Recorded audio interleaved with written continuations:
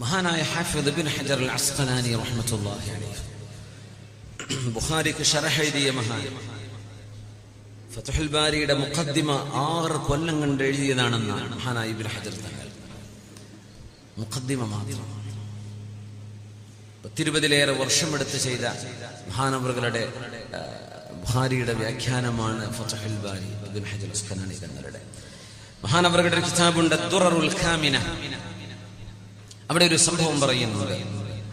മുത്തുനബി തങ്ങളെ ആക്ഷേപിച്ചിരുന്നവരാണ് എന്റെ കഥ. അത് മഹാനായ ഇബ്രാഹിം ഇബ്നു മുഹമ്മദ് ത്വയ്ബി തങ്ങളിൽ നിന്ന് ഉദ്ധരിക്കുന്നത് ബഹുമാനപ്പെട്ട ഇബ്നു ഹജർ തങ്ങൾ.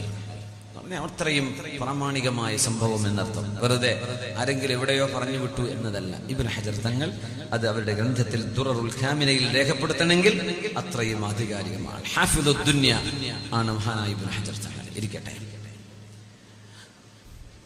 മുഗൾ വംശത്തിൽപ്പെട്ട രാജാക്കന്മാരിൽപ്പെട്ട ഒരു രാജാവ് ക്രിസ്ത്യാനിയായി മാറിയ ഒരു സംഭവം. മുസ്ലിമായിരുന്നു, ആൾ ക്രിസ്ത്യാനി. അദ്ദേഹത്തിന് ഒരു സ്വീകരണം നൽകുന്ന ഒരു സദസ്സ്. ഒരുപാട് ക്രിസ്തീയ പാതിരിമാർ അവിടെയുണ്ട്. അവരുടെ മുമ്പിൽ വെച്ച് ക്രിസ്ത്യാനി മതത്തിലേക്ക് പോയ ഒരു മുസ്ലിം ഇസ്ലാമിനെയും നിബിധങ്ങളെയും ആക്ഷേപിച്ചുകൊണ്ട് സംസാരിച്ചു കൊണ്ടിരിക്കുകയാണ്.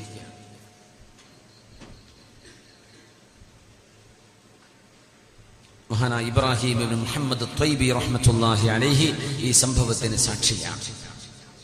വലിയ ആൾക്കൂട്ടം പേർഷ്യയിൽ വെച്ച് നടക്കുന്ന ഈ ഗാദറിംഗ്, അതിൻ്റെ ഉള്ളിൽ അല്ലാഹുവിന്റെ റസൂലിനെ ചീത്ത പറഞ്ഞുകൊണ്ടിരിക്കുമ്പോ അവിടെ ഇരിക്കുന്ന ഒരു നായ ഈ മനുഷ്യന്റെ മുമ്പിലേക്ക് ചാടിക്കടന്ന് ഇയാൾ ആക്രമിക്കാൻ വേണ്ടി കടന്നു വന്നപ്പോ ആളുകൾ അതിനെ പിടിച്ചു മാറ്റി. ഈ പ്രഭാഷണം നടത്തുന്ന ക്രിസ്ത്യാനിയായ രാജാവ് അദ്ദേഹം പറഞ്ഞു, ഞാൻ എന്റെ പ്രഭാഷണത്തിൽ കൈ ചൂണ്ടിയപ്പോ എന്റെ ചൂണ്ടുവിരൽ കണ്ടപ്പോ ആ നായ പേടിച്ചു പോയതാണ്. വീണ്ടും പ്രസംഗം തുടർന്നു. പ്രസംഗത്തിനിടയിൽ അദ്ദേഹം അല്ലാഹുവിന്റെ റസൂലിനെ ആക്ഷേപിക്കാൻ സമയം കണ്ടെത്തി. മുത്തുനബി തങ്ങളെ ആക്ഷേപിച്ചു കൊണ്ടിരിക്കുന്ന സമയം ആ നായ ഓടി വന്ന് ആ രാജാവിന്റെ കഴുത്തിന് കടിച്ച് അവിടെ തന്നെ ശ്വാസം മുട്ടി മരിച്ചുപോയ സംഭവം കണ്ണുകൊണ്ട് കണ്ട ആളാണ് മഹാനായ ഇബ്രാഹിം ഇബ്നു മുഹമ്മദ് ത്വയ്ബി റഹ്മത്തുള്ളാഹി അലൈഹി. ഈ സംഭവം ഇബ്നു ഹജർ അസ്ഖലാനി തങ്ങൾ അവരുടെ കിതാബിൽ ദുററുൽ ഖാമിനയിൽ രേഖപ്പെടുത്തി വെച്ചു. മുത്തുനബി തങ്ങളെ ആരൊക്കെ കൈവച്ചിട്ടുണ്ടോ അവർ അല്ലാഹു പരീക്ഷിക്കുക തന്നെ ചെയ്യും. ഈ ലോകത്തെ ഖബലൽ ആഖിറ വലനുദീഖന്നഹും മിനൽ അദാബിൽ അദ്നാ ദൂനൽ അദാബിൽ അക്ബർ. ഖബറിന്റെയും ആഖിറത്തിന്റെയും അദാബ് വേറെയാണ്. ഈ ലോകത്തിൽ തന്നെ അല്ലാഹു അവർക്ക് പരീക്ഷണങ്ങൾ കൊടുക്കുകയാണ്.